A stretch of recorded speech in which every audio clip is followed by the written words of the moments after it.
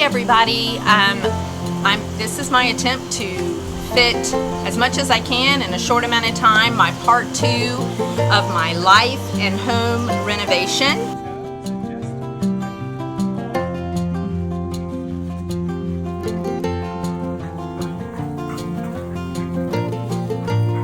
It's very brave of you, Seth. The Lord is building up Jerusalem.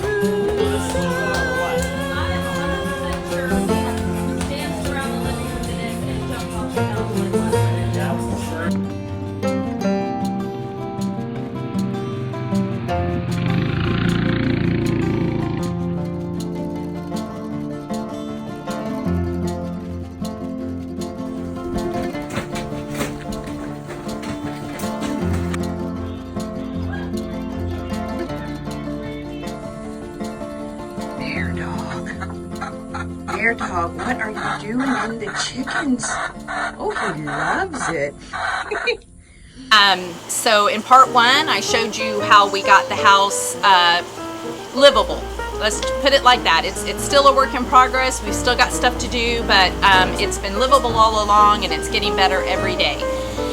We've been here about 9 months, and I have to say probably about halfway into that, we transitioned to outside because I caught the garden bug pretty bad. I think some of the things that had been dormant on the inside, because I lived in the city, they came alive with the springtime, and I wanted a garden so bad. So, and my husband, being just the great partner and friend that he is, was like, you know, let's stop the production around the house and let's get you some raised beds.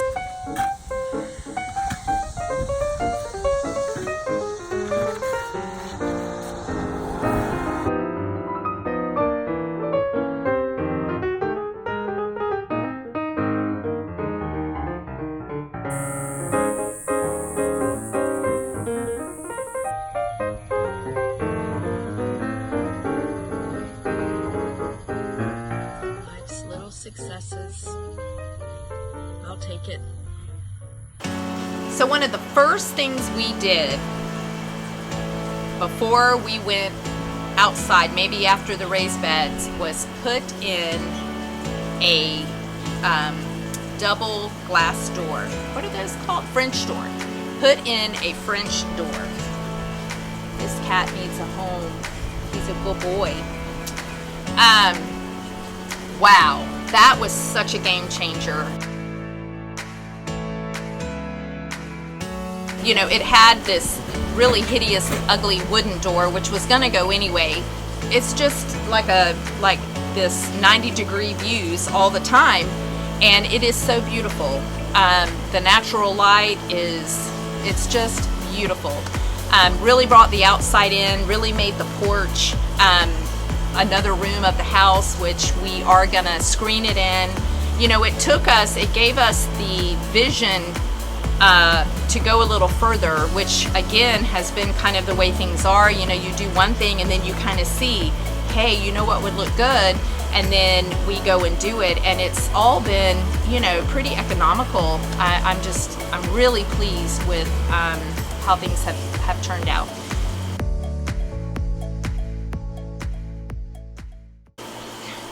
Kind of going back a little bit, when we moved in, Jeff had already come and done a lot in the yard, and that being said, it still needed so much.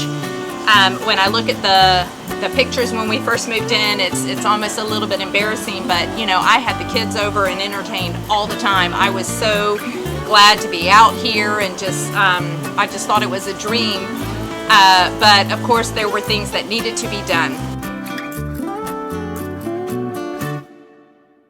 We also got some chickens with the spring.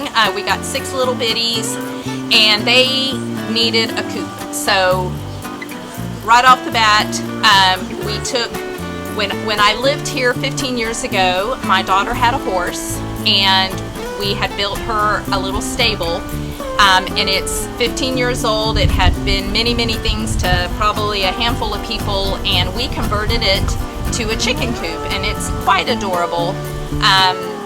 Used stuff that was on hand, things that we had torn apart from the dog kennels and things, which I'm getting ahead of myself a little bit, but we built the chickens a home.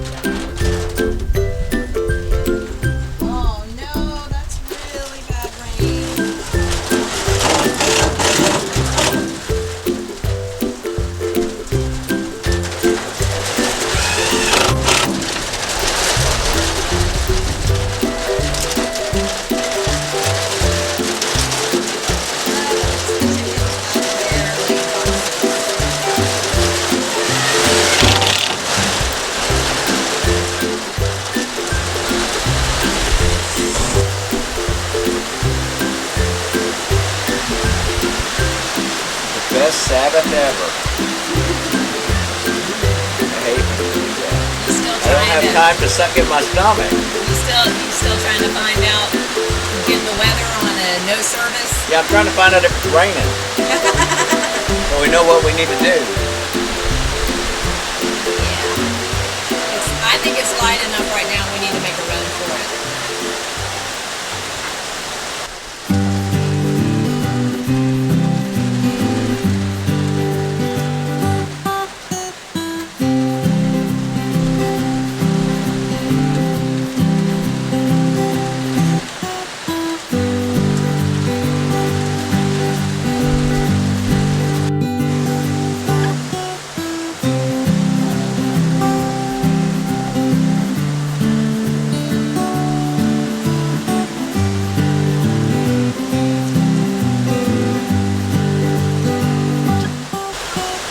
That one ain't moving it. She's in that corner and she is not giving it up. That's you. She don't like rain. I don't like getting wet. Oh, she's asleep. Asleep.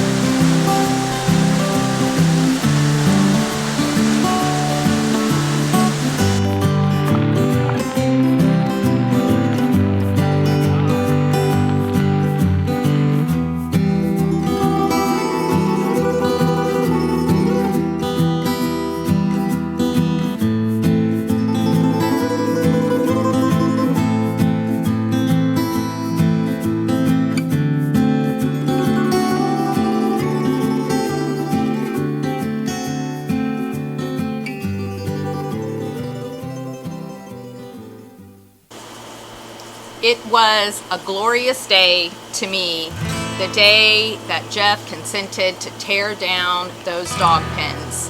I think there were 16 of them. To the guy's credit that lived here, apparently he was really good training, hunting dogs, and he had a slew of them himself, but they were abandoned, they were grown over, they were a huge eyesore, so we tore down the dog pens. It was a lot of work. Jeff did all of it by himself, really. And I'm happy to say that we were able to recycle them. Before we even started tearing them down, we had a couple of neighbors that stopped and asked us what we were going to do with them and if they could have them. But we did make a few friends, and we were able to, after he took them all apart, we were able to give them away. And then there was the situation of the blocks. There were about 100 cinder blocks laid in the ground, kind of dug in, that I guess the dog kennel owner had put so the dogs couldn't dig out, I'm thinking, kind of kept them off the ground. And they sat there for many months after we got rid of the dog kennels. And, you know, I was so thrilled to see the dog kennels gone, but you know how it is. That thing that still needs to be done, you know, it's nagging at you. And I was pretty persistent for Jeff to please get those blocks up. So, you know, there was a day he's like, I'm going after the blocks. And, you know, Mama was happy.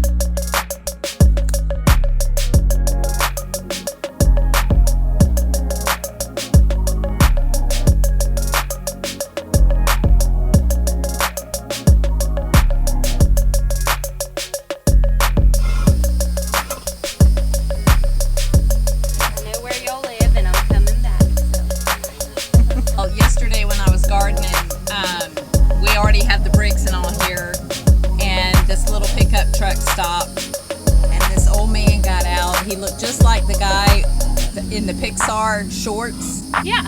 Yeah. With the no teeth. Yes. Just like him. He gets out. He was just wanting to meet me and talk, and he asked about the garden, and he told me about where he lives around the corner, and he told me what he was going to plant, and he said he was going to put some peas in, and he didn't know if they were if it was too hot, but somebody told him it wasn't, and kale, and but he said he's putting his he starts his fall garden in September. Thanks. Yeah, he said what was he, Jeff, what did he right now. Yeah, the peas are now. What did he say he was going to plant in September? Kale. Wow. Yeah.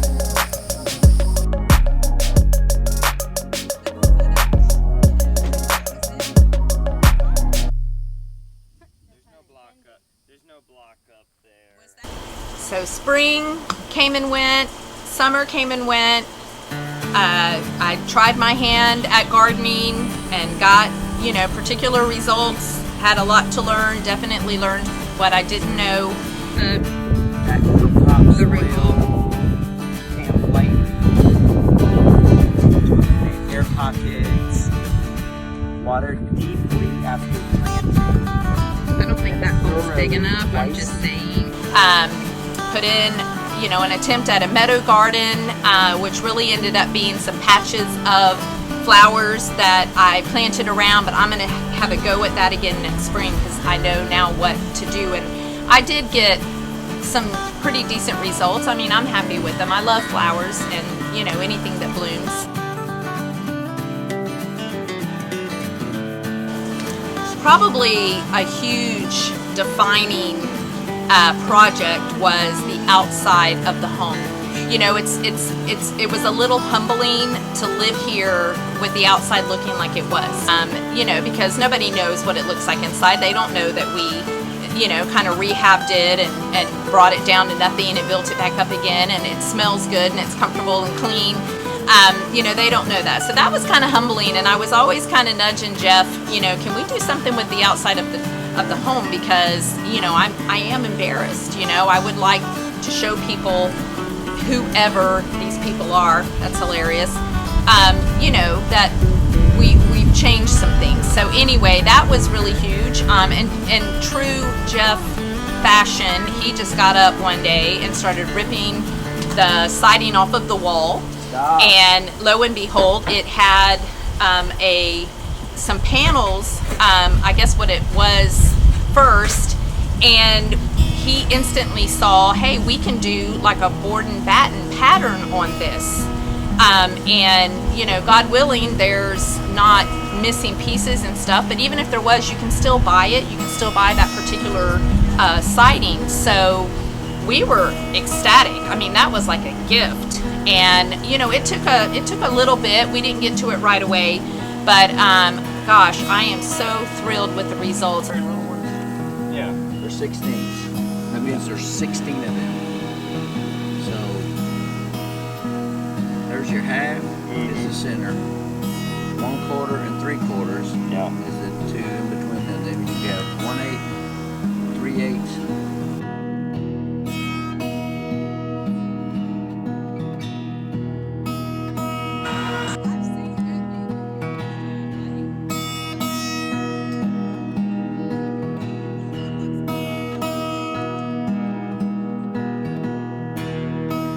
All right. I'm trying to imagine in my mind Guess who put up all these boards on the wall? you and Jeff. Good job, Look at Dan. that cat. Jeff has me working the nail. No, gun. wait! Jukebox Hero! Jukebox Hero.